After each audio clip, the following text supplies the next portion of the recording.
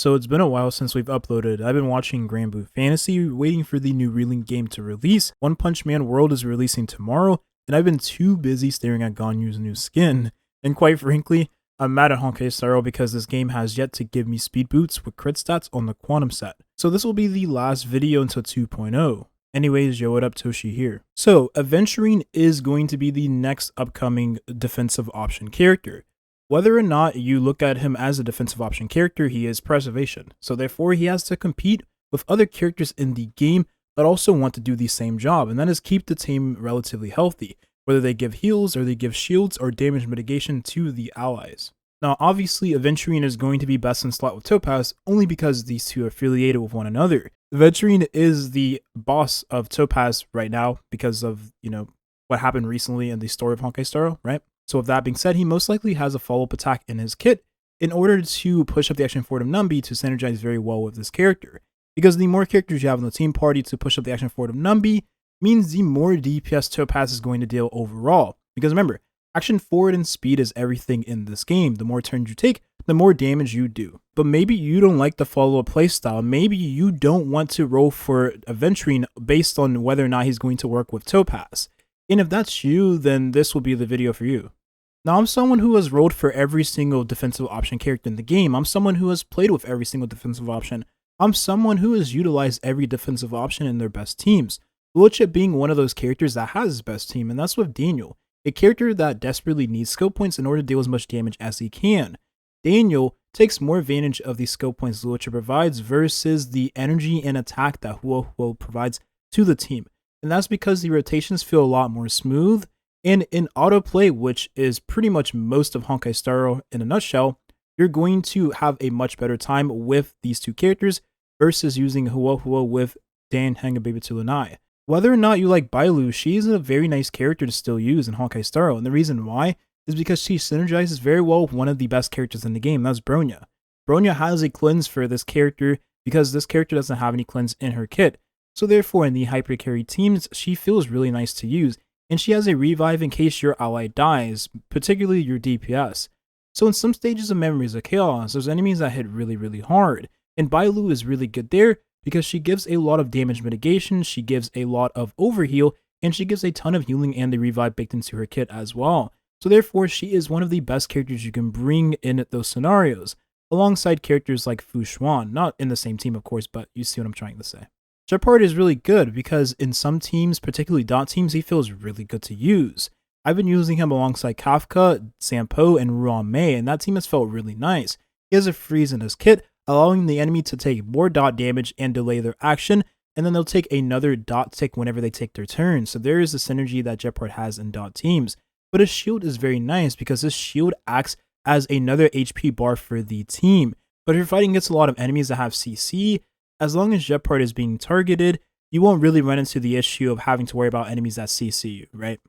Now, the last thing to take into consideration is that Gepard has very low base speed, which means your characters in the team, depending on how fast they are, with Ruan Mei, she gives speed to the whole team, right? But for the dot characters like Sampo, Black Swan, right, releasing in the near future, and Kafka, depending on how fast they are, they may end up just taking too many turns to where the shield from Gepard goes away. So you have to make sure that if you use this character, he has a lot of speed on him in order to keep up with shields for the team. And there is one more thing I wanted to mention. Gepard has a self-revive, which means he's very nice if he's being targeted. He gets a lot of energy, gets his shield back quicker, and once he does revive, he has a shield to give to the team as well. Xuan feels really good in Mono Quantum, and that's because she is the quantum requirement the team needs, and she is the best defensive option of the quantum element. But she's really good outside of the team, wherever you need a character that has a lot of damage mitigation like Bailu. She feels really nice because she has a CC blockage unlike Bailu. And furthermore, Xuan gives crit rate, she gives HP, and she gives a multitude of other things to the team, which means she has a lot of utility alongside the damage mitigation she already provides for the team, making her a very nice defensive option for teams where you want to have a little bit more crit rate for your damage dealers. And depending on how you have your Xuan built, she can put out a little bit of personal damage, especially in the Mono Quantum team where you have characters like Sparkle, characters like Silverwolf, allowing your characters to deal even more damage. And we have Huohuo, the latest defensive option in Honkai Star Rail.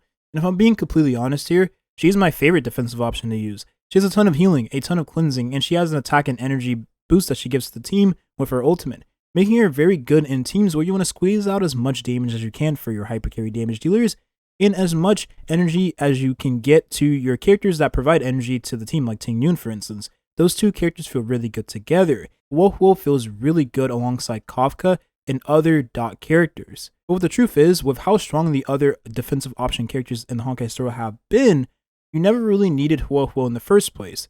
She's just slightly better than those characters in specific teams.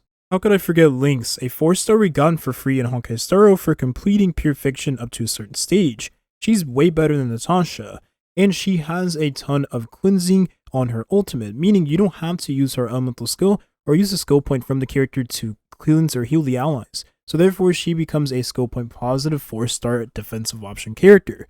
But she does suffer the fate of other characters that don't have any damage mitigation in their kits, and that's the fact that you can't be one-shot by the enemy.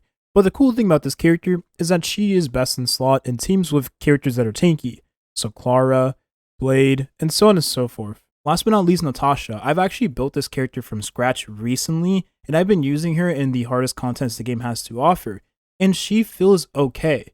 She can get the job done depending on the RNG, right, that you end up having in your run, whether or not she gets hit. She gets energy, right, from being hit, and then she is able to charge her ultimate really, really fast in combination with a 4-star light cone that is, of the gacha, right? You, depending on the amount of refinements you have on it, means the more energy you get for the character, right? But she feels really good because she has a cleanse in her kit. So whenever you need to cleanse an ally that is debuffed, she can provide that cleanse. So she's very valuable in specific teams. Now, lastly, I want to mention, the thing is about Natasha compared to other defensive options in the game.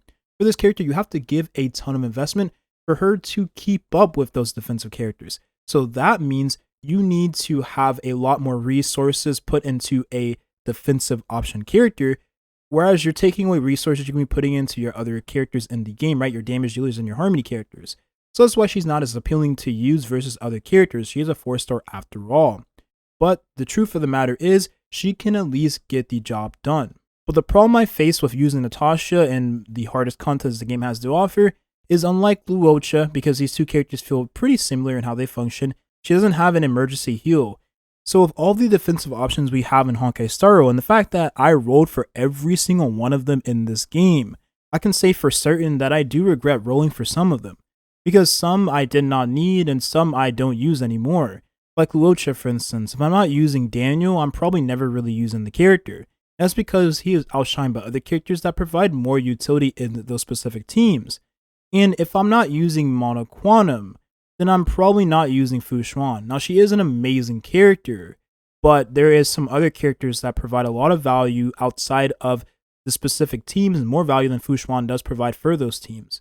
But for the damage mitigation, she is really good, but there's scenarios where you can use Bailu alongside Bronya to give that damage mitigation anyways, and she has a cleanse, right? So the CC blockage that Xuan does provide doesn't really matter in the grand scheme of things. But she still is an amazing character. What I'm trying to say is that a lot of characters in this game are very specific to the teams they're in. So when it comes to min-maxing and trying to optimize your teams the best way you can, you'll find that specific characters like Huohuo works better in those dot teams, and characters like Xuan work especially well in Mono Quantum. So going forward, that's the way that they're going to design more defensive option characters.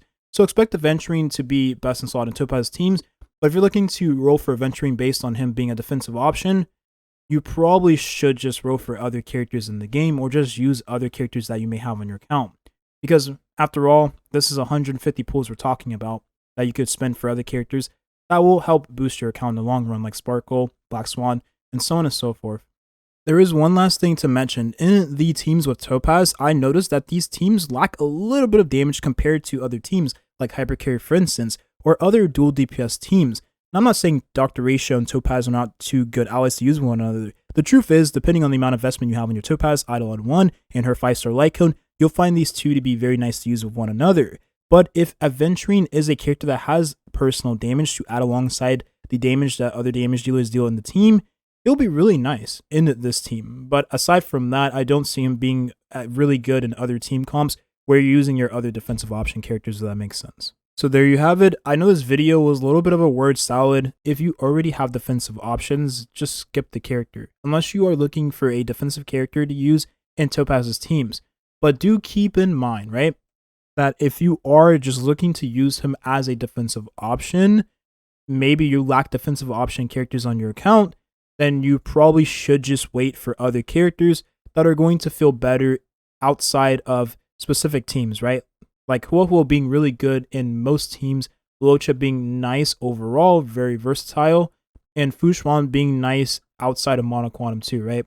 So that's really all I got to say here. That's the video here. Thank you for watching, and have a nice rest of your day. I'll see y'all at the release of 2.0, right? Because I won't be making a video anytime soon. Peace.